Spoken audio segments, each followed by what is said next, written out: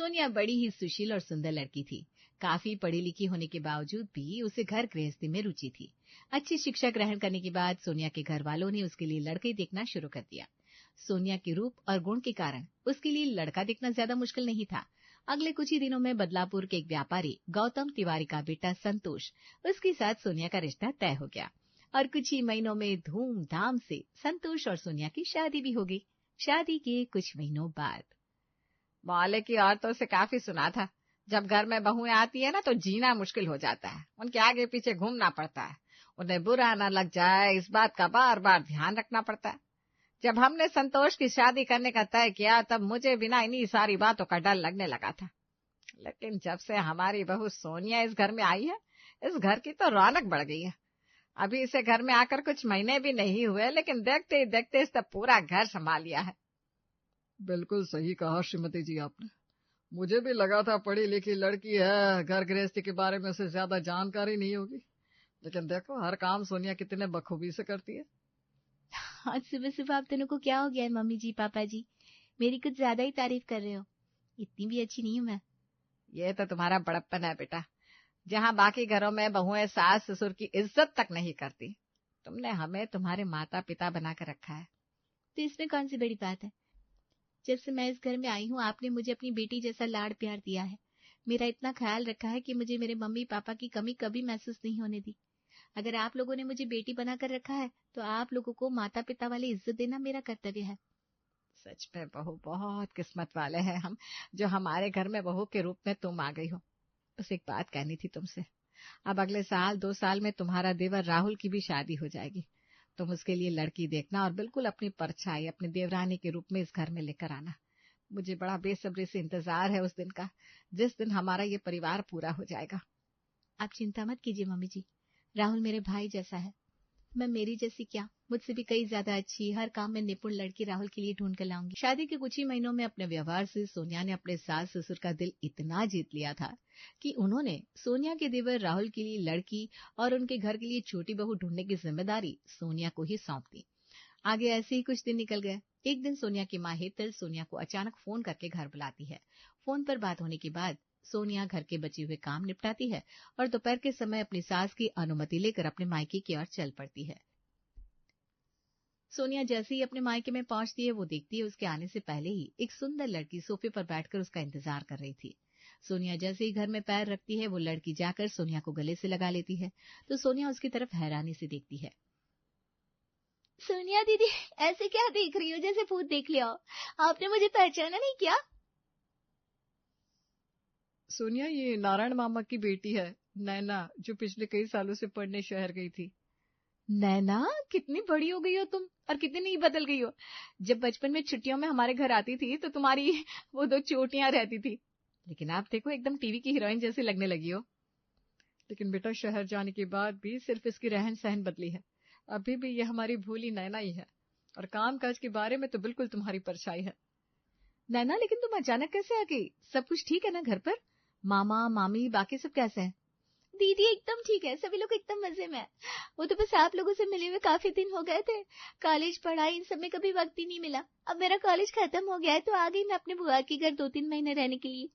अच्छा किया, बहुत अच्छा किया। लेकिन मैं ना तुमसे नाराज हूँ, तुम मेरी शादी में भी नहीं आई। उसके लिए सो सॉरी दीदी, मैं आना चाहती थी लेकिन तभी मेरे एग्जाम्स चल रहे थे। मैंने सुना है आपके ससुर जी बड़े व्यापारी हैं, घर के सभी सदस्य अच्छे तो है ना? अच्छे नहीं, बहुत ज्यादा अच्छे हैं, दिल के एकदम नेक है। चलो ना तुम मेरे घर, मैं तुम्हें मिलवाती हूँ मेरे ससुराल वालों से। हाँ, अभी तुम मिल लो सोनिया के ससुराल वालों से, कल हम मिलेंगे तुम्हारे ससुराल वालों से। क्या मतलब? तुम्हारे मामा जी ने इसकी शादी के लिए रिश्ते ढूंढने की जिम्मेदारी मुझे दी है। क्या अभी ना? नैना और सोनिया काफी सालों के बाद आज पहली बार मिले थे तो उनकी बातें रुकने का नाम नहीं ले रही थी। घड़ी का कांटा तेजी से दौड़ रहा था। उनकी गपशप में कब दोपहर से शाम हो गई किसी को पता नहीं चला। शाम के समय सोनिया अपने ससुराल आने के लिए निकलती है, नैना भी उसके साथ आती है। घर पहुंचती ही सोनिया सबके साथ नैना की पहचान करवाती है। बहू, लगता है आज तुम्हें मायके में कुछ खास काम था, काफी देर लगा दी आने में। अरे ये बिटिया कौन है? मम्मी जी पापा जी, ये नैना है, मेरे मामा जी की लड़की। पढ़ने के लिए शहर में थी तो हम काफी सालों से मिल नहीं पाए। काफी सालों बाद घर आई थी तो बातों बातों में वक्त कहाँ चला गया मुझे पता ही नहीं चला। ये शादी में भी नहीं आई थी तो सोचा आज आई है तो आप सबसे भी इसे मिलवा दूं।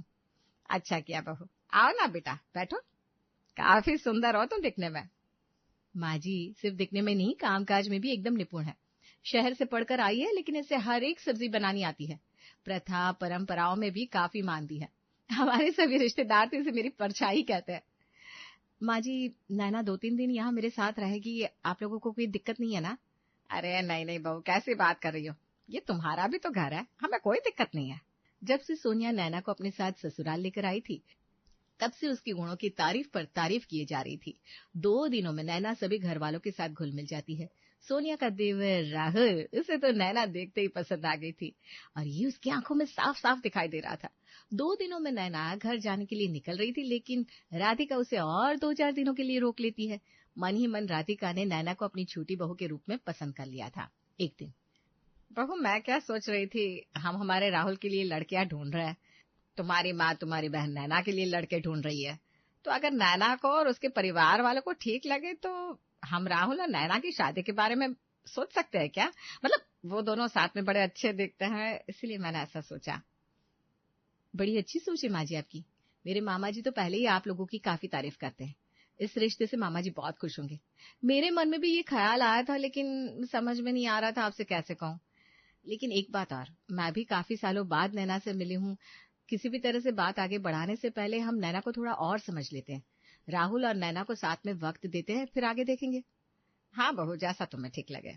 अब तक नैना सोनिया के ससुराल में सिर्फ मेहमान बन के रह रही थी, लेकिन राधिका और सोनिया ने उसे अपने ही घर का एक हिस्सा बनाने के बारे में सोच लिया था।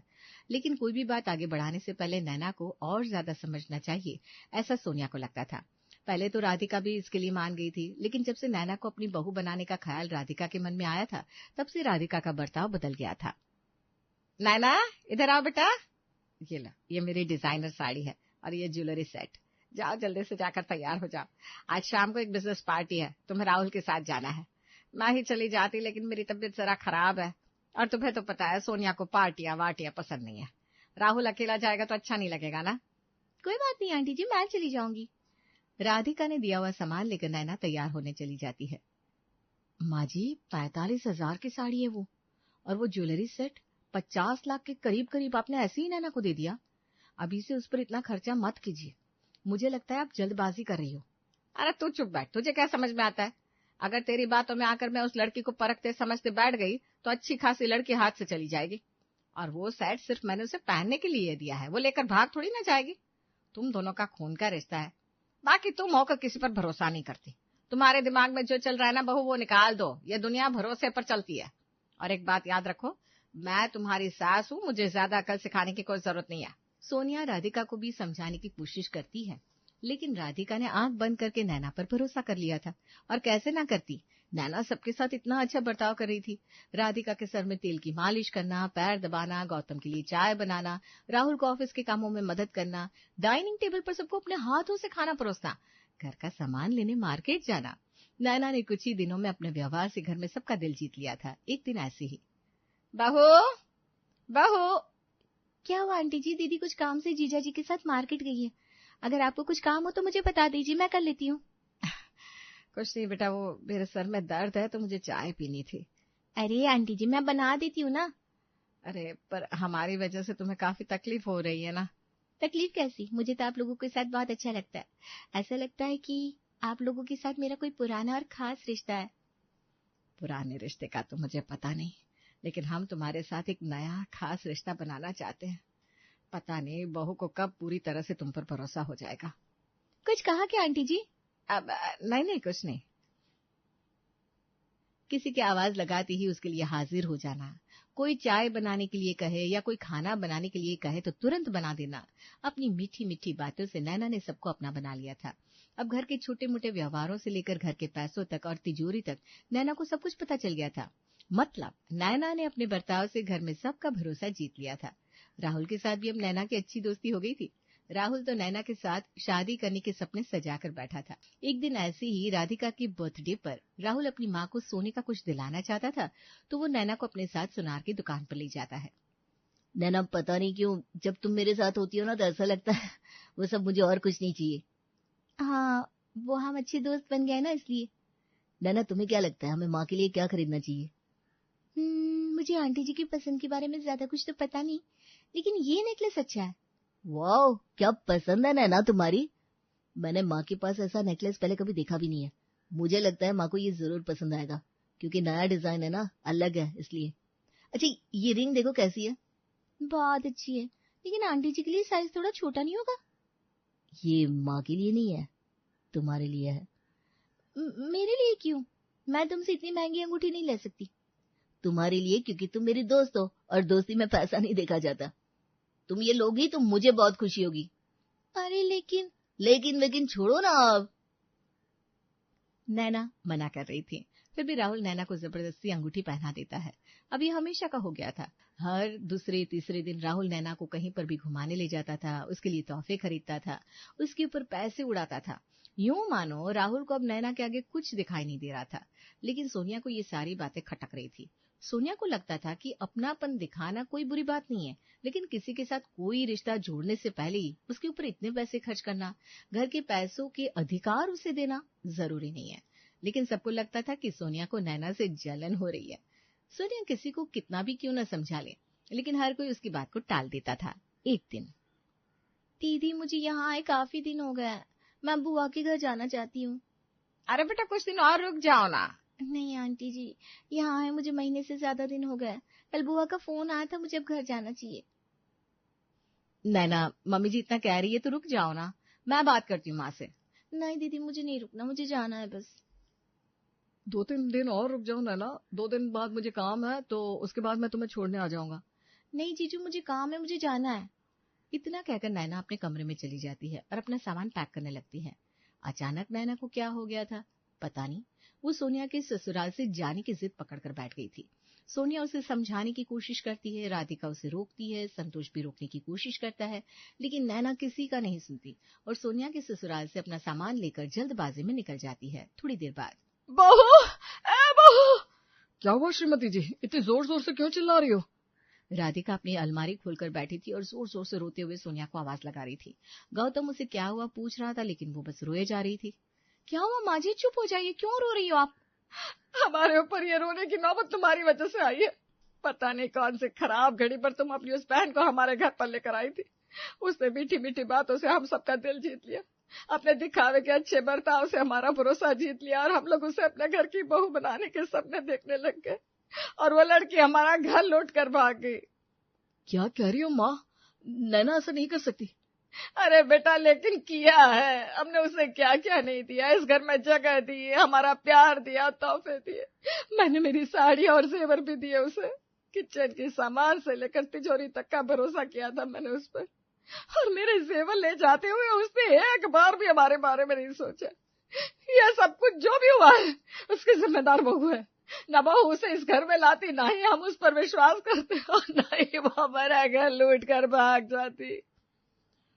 हाँ बहू, ये सब तुम्हारी वजह से हुआ है। मुझे तो लगता है हमारा घर लूटने में तुमने भी उसकी मदद की होगी, तभी तुम्हें इतनी शांत हो। हम कुछ नहीं जानते, वो तुम्हारी बहन है ना, जहां भी गई होगी जाओ उसे ढूंढ कर लाओ और हमें हमारे जेवर लौटा दो। वो हमारे खानदानी जेवर है और काफी कीमती भी है। सोनिया, नैना का काम मैं समझ सकता हूँ, वो पराई है, लेकिन तुम तो इस घर की हो ना। तुमने तुम्हारा ही घर लूटने में अपनी बहन की मदद की। मुझे तो ये बात सोचकर भी शर्म आ रही है कि मेरी पत्नी ऐसा कर सकती है। बस बहुत हो गया, आप लोगों ने काफी बोल लिया और मैंने भी काफी सुन लिया। जब से इस घर में शादी करके आई हूँ तब से मैंने मन से आप सब लोगों को मेरा मान लिया है, लेकिन लगता है मैं आज भी आप लोगों की नजर में पराई हूँ। खैर, आप लोग मेरे बारे में चाहे जो भी सोच लो, लेकिन मैंने कभी भी मेरा बहू होने का फर्ज नहीं भूला।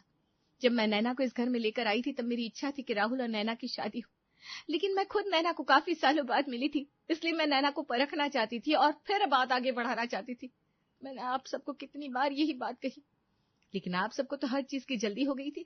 बेवजह नैना को तोहफे देना, उस पर पैसे उड़ाना, नैना को घर के हर छोटी मोटी चीजों में इन्वॉल्व करना, इन सब के लिए मैंने आपको कितनी बार मना किया था, याद कीजिए। लेकिन आप लोगों ने मेरी एक नहीं सुनी। नैना हमारे घर में घुल मिल रही थी तो मुझे लगा था कि वो भी राहुल से शादी करना चाहती है, लेकिन कल मैंने उसको किसी लड़के से फोन पर बात करते हुए सुना।